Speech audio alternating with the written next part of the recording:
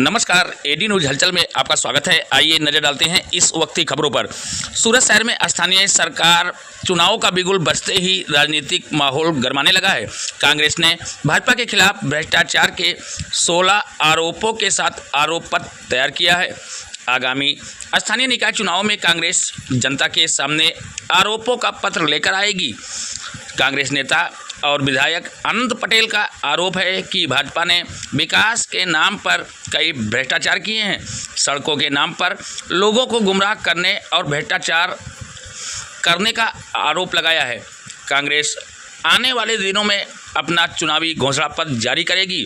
कांग्रेस नेता और विधायक अनंत पटेल का बयान लगभग 56,000 फर्जी आदिवासी प्रमाण पत्र बनाए गए हैं, जिसको लेकर रबारी, चरण और भरवाड़ जन्मजात आदिवासी नहीं हैं, इसलिए उन्हें जनजातीय प्रमाण पत्र नहीं दिए जाने चाहिए।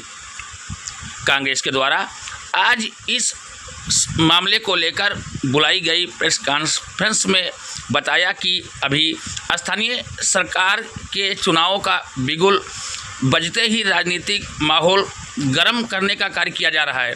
कांग्रेस ने भाजपा के खिलाफ भ्रष्टाचार के 16 आरोपों के साथ आरोप पत्र तैयार किया है। तो ये रही अब तक की खबर। फिर मिलते हैं किसी बड़ी खबर के साथ। तब तक के लिए नमस्कार। देखते रहें आपका लोकप्रिय चैनल एडी न्यूज हलचल सच के साथ।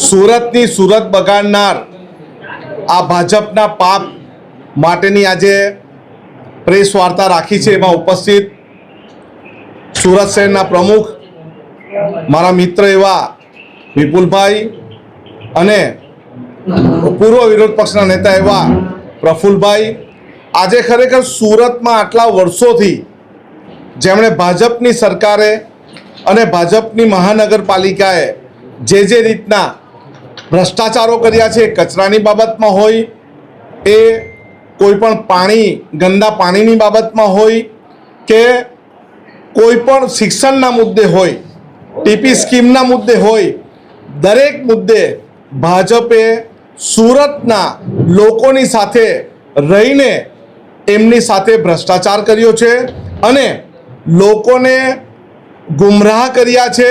એ કચરાના મુદ્દે હોય, પાણીના મુદ્દે હોય કે શિક્ષણના મુદ્દે, કોઈ પણ મુદ્દે હોય।